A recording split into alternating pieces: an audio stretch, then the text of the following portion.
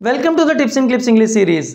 Dear students, tenses series की अगली video के साथ हाजिर खिदमत है।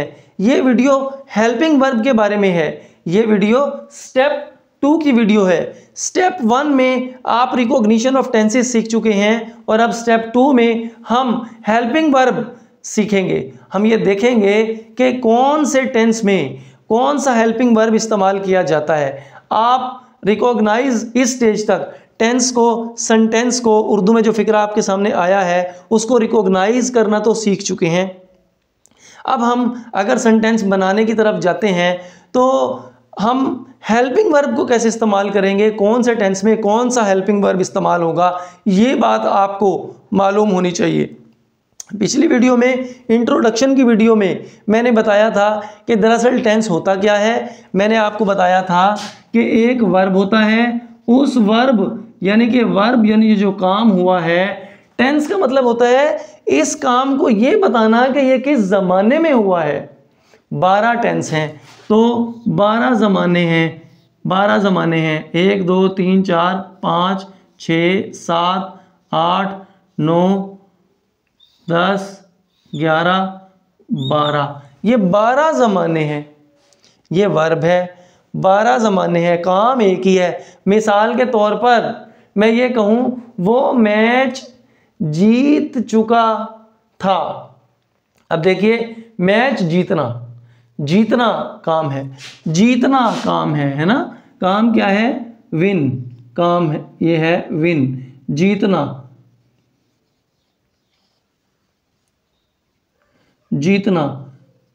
वो जीत चुका है, काम जीत चुका है ना। अब 12 टेंस हैं, 12 ज़माने हैं। अब एक लफ्ज़ है विन, इसको बताना है तो इसको बताने के लिए 12 ज़मानों में इसको बताने के लिए इसको इसकी फॉर्म ऑफ वर्ब के साथ हेल्पिंग वर्ब का होना ज़रूरी है। हर टेंस का एक हेल्पर है, एक हेल्पिंग वर्ब है, एक हेल्पिंग वर्ब है। काम वही है, ये बात देखिए, काम वही है, जीतना। लेकिन अगर वो पास्ट इंडेफिनिट है तो हेल्पिंग वर्ब बताएगा हमें कि वो पास्ट इंडेफिनिट है। पास्ट इंडेफिनिट का हेल्पिंग वर्ब अलग है, पास्ट कॉन्टिन्यूस का हेल्पिंग वर्ब अलग है, पास्ट परफेक्ट का हेल्पिंग वर्ब अलग है, पास्ट परफेक्ट कॉन्टिन्यूस का हेल्पिंग वर्ब अलग है। मिसाल के तौर पे मैंने 12 टेंस लिखे ना, तो मैं यूँ लिख लेता हूँ कि ये कौन सा है? पास्ट इंडेफिनिट है, ये पास्ट कॉन्टिन्यूअस है। मैं शॉर्ट फॉर्म लिख रहा हूं यहां पे। ये पास्ट परफेक्ट है, ये पास्ट परफेक्ट कॉन्टिन्यूअस है। इसी तरह से ये सारे हैं, 12 टेंसेस हैं। इसी तरह से ये 12 है। ये प्रेजेंट का इंडेफिनिट है, प्रेजेंट का कॉन्टिन्यूअस है, प्रेजेंट का परफेक्ट है, प्रेजेंट का परफेक्ट कॉन्टिन्यूअस है। इसी तरह ये फ्यूचर इंडेफिनिट है, फ्यूचर कॉन्टिन्यूअस है, फ्यूचर परफेक्ट और फ्यूचर परफेक्ट कॉन्टिन्यूअस है। तो इसका हेल्पिंग वर्ब अपना है, इसका हेल्पिंग वर्ब अपना है, इसका हेल्पिंग वर्ब अपना है। हर टेंस का हेल्पिंग वर्ब अपना है। ये हेल्पिंग वर्ब ही हमें बताता है, जब ये हेल्पिंग वर्ब इस वर्ब के साथ लगता है तो हमें पता चलता है कि ये कौन सा टेंस है। किसी सेंटेंस में सिर्फ हमें ये बात बताना होता है कि इसमें जो वर्ब है जो काम हुआ है उसका पीछे हेल्पर कौन सा है। हेल्पिंग वर्ब निशानदही करता है कि ये कौन सा टेंस है। सो डियर स्टूडेंट्स, हम यहाँ पर इसी बात को मद्देनजर रखते हुए ये 12 टेंसेस हैं और मैंने बताया ये 12 हेल्पिंग वर्ब हैं। आपको ये याद रखना है बस कि कौन से टेंस में कौन सा हेल्पिंग वर्ब यूज होगा।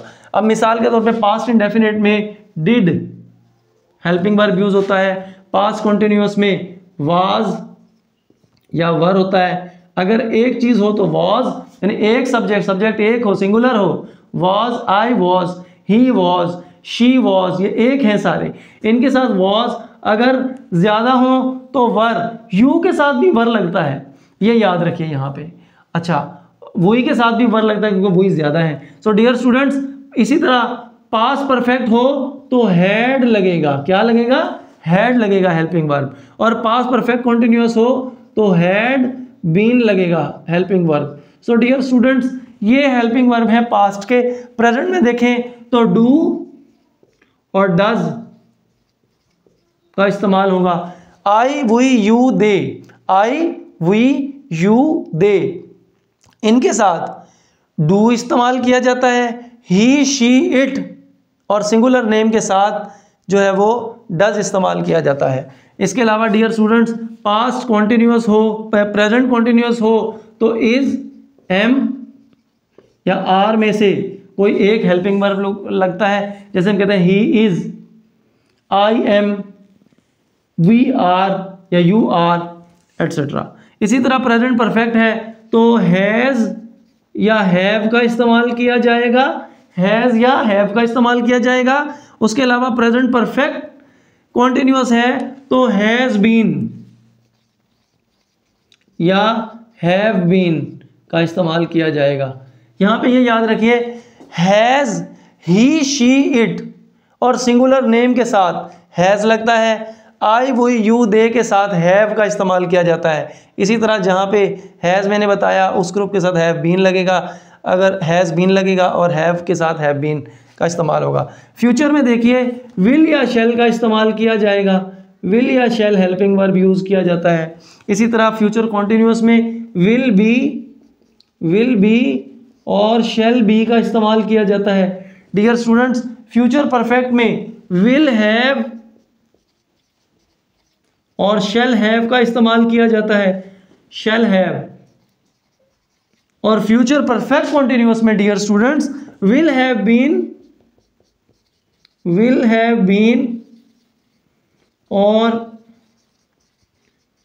शैल हैव बीन का इस्तेमाल किया जाता है। सो डियर स्टूडेंट्स, ये 12 टेंसेस हैं।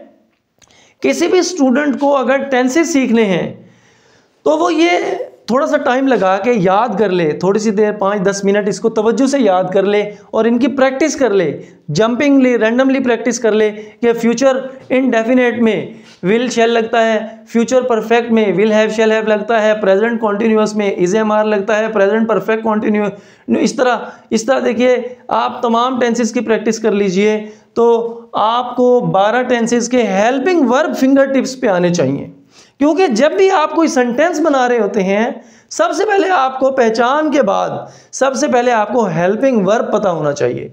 सो डियर स्टूडेंट्स, हेल्पिंग वर्ब का ये पैकेज मैंने यहाँ लिख दिया है, आप चाहे तो इसे कॉपी पे नोट कर लीजिए या स्क्रीनशॉट लेके जहाँ आपको टाइम मिले थोड़ी देर लगाकर इसको याद कर लीजिए, अपने माइंड में प्रैक्टिस कीजिए।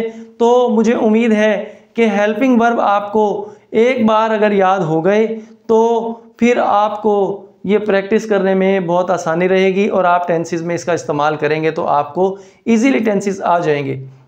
हेल्पिंग वर्ब सबसे ज़्यादा इंपॉर्टेंट है टेंसेस को समझने में। सो डियर स्टूडेंट्स, आज की वीडियो के लिए इतना ही। अगली वीडियो तक के लिए इजाज़त दीजिए। अल्लाह हाफ़िज़।